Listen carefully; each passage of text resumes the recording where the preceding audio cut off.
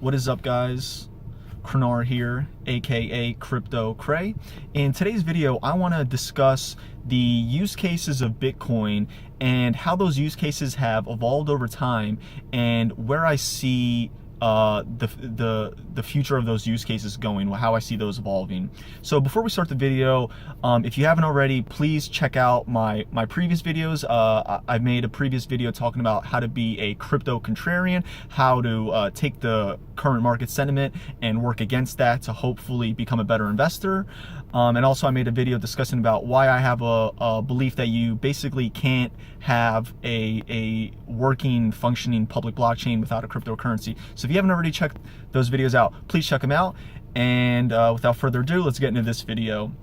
So like I said, in today's video, I want to discuss the use cases of Bitcoin and how that's evolved. So basically, the first use case of Bitcoin, and the one that's explicitly stated within the Bitcoin white paper, is this peer-to-peer digital cash use case. So literally just being able to transact value between two people in a peer-to-peer fashion without a third-party intermediary.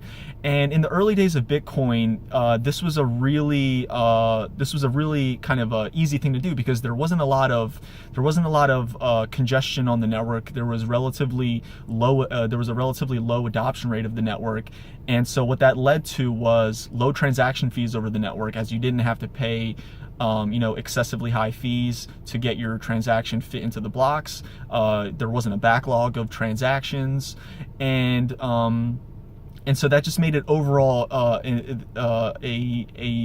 better way, a better functioning network for that kind of use case. And at that time, in the early days of Bitcoin was so cheap that basically what people ended up using Bitcoin for were for relatively low cost transactions, right? So you could think of, just going to the store at the time, whatever stores accepted Bitcoin, you would go and maybe you'd buy a coffee, or you'd go to the corner store, you'd maybe buy your groceries in Bitcoin.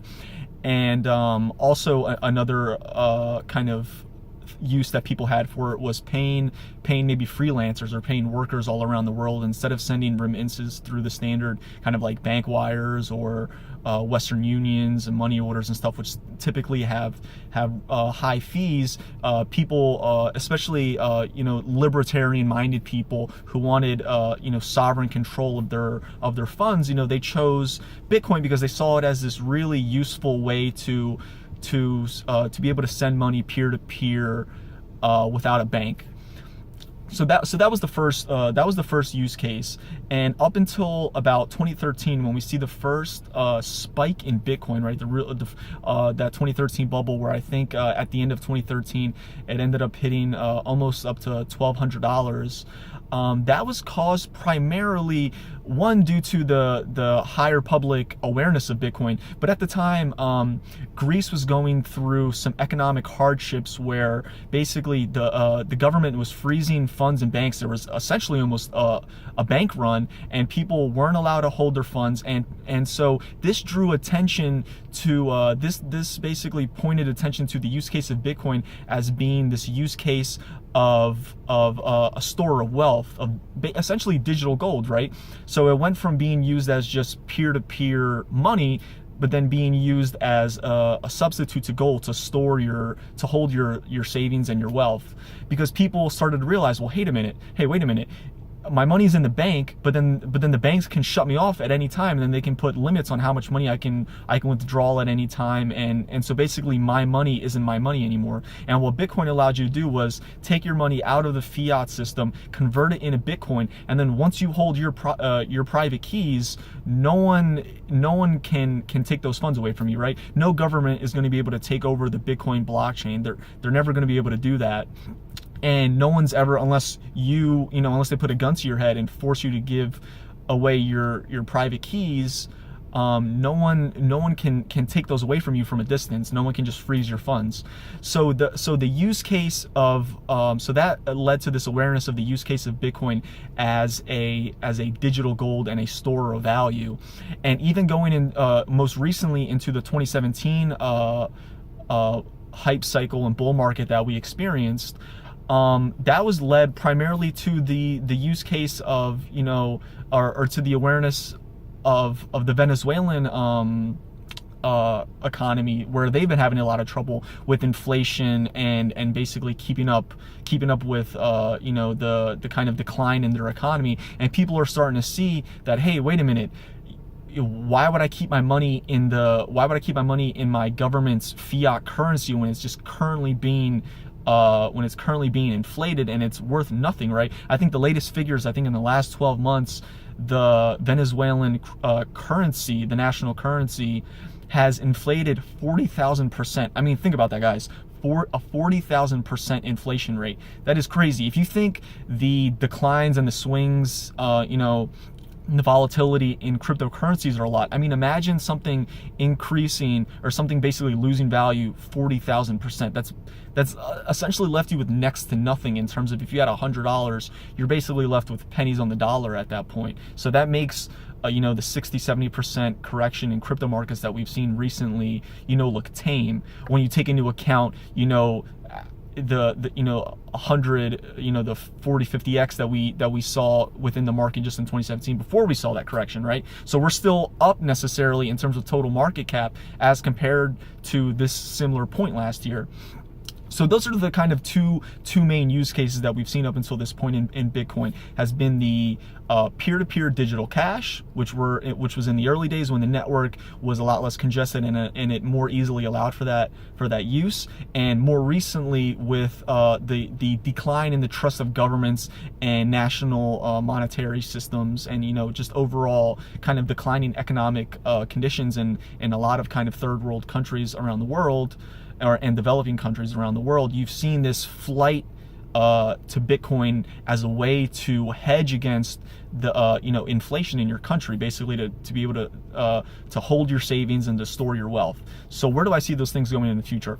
Well, I think the store of value aspect of Bitcoin is never going to go away. As much as a pure Bitcoin maximalist who thinks that, if you're reading, if the Bitcoin white paper is essentially the Constitution, and if it says peer-to-peer digital cash, that's all it should ever be, I think those people are kind of missing the fact that fundamentally built into the code of Bitcoin created this deflationary aspect of it, where only 21 million Bitcoin are ever going to be created. So that's always, it was always meant to be this upward push in price and this want to kind of not want to necessarily frivolously spend away your Bitcoin, especially when as compared to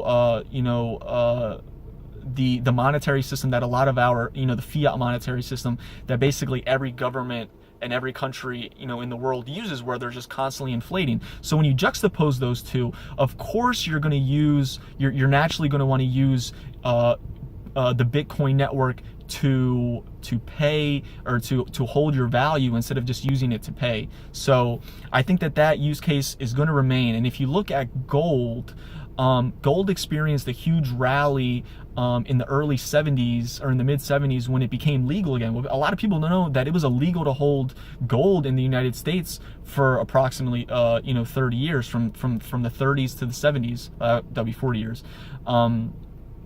It was illegal. You weren't allowed to. And then once we came off the gold standard, that's when you started to be able to hold gold again.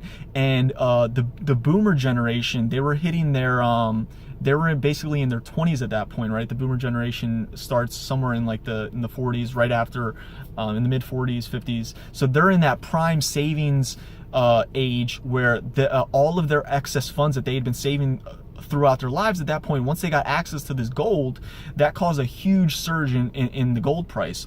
And similarly, what we're seeing now is that millennials, the millennial generation, I being a millennial, we're entering our peak savings and income producing years. So what that means is that, and we're currently the biggest cohort of a generation.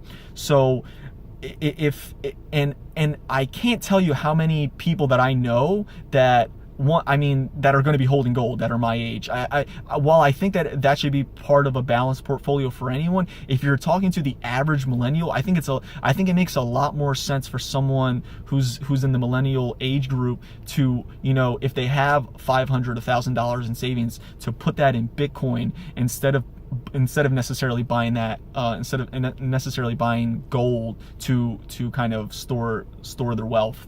So I think no matter what happens on the aspect of scaling in terms of Bitcoin, I think it'll always hold this use case of the store of value. So then going back to the peer-to-peer digital cash use case, what we see happening now is the rollout of the beta of Lightning Network, and essentially what that's going to do is, or what it hopes to do is create basically a second layer scaling solution on top of the main Bitcoin blockchain, where there's going to be these payment channels, and then those payment channels are responsible for clearing out, for keeping track of just the payments that are in those channels. So basically, if you wanted, let's say if there was like a major North American payment channel, and then that would let you make payments all around maybe North America or so, and then maybe you paid a small fee to be within that channel, your Bitcoin, that channel would basically be responsible for keeping track of all of the Bitcoin in that network. So let's say if there's like 17 million Bitcoin that's issued at that time, and then this North American channel is responsible for being kind of the clearinghouse of like 5 million of those Bitcoin. All of the transactions that happen within that Lightning Network channel, those all get cleared off chain, and then it's just kind of like a one-time thing to settle the network, and you just come to consensus. So again, that's currently in the beta stage, and there's kind of a lot of excitement. There's kind of a lot of work that's going on into making this, and hopefully this will drive down fees.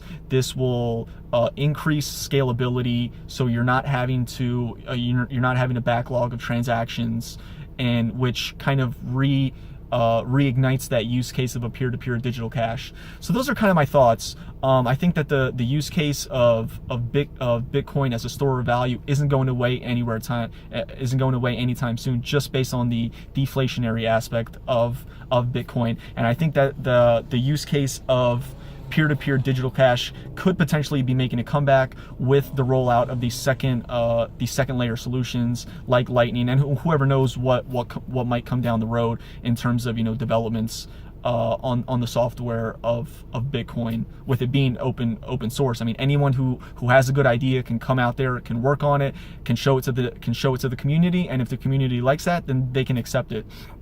So those are kind of my thoughts. Do you guys agree? Do you guys is there another use case that maybe I'm not thinking about? Do you think that maybe one use case will win over another? If you have any thoughts, please comment down below. If you guys like the video, please give it a thumbs up. If you guys like the channel and you like the content, please subscribe. That'll let me know that you guys enjoy the content that I'm making, and it'll convince me to, not convince me, I'm going to keep making more videos, but it'll give me the motivation to know that you guys are liking the videos and that you want to see more from me. And if you found this helpful, and if you think you know anyone that might find these videos helpful, please share. And thanks for watching, and I'll see you guys on the next one. Peace.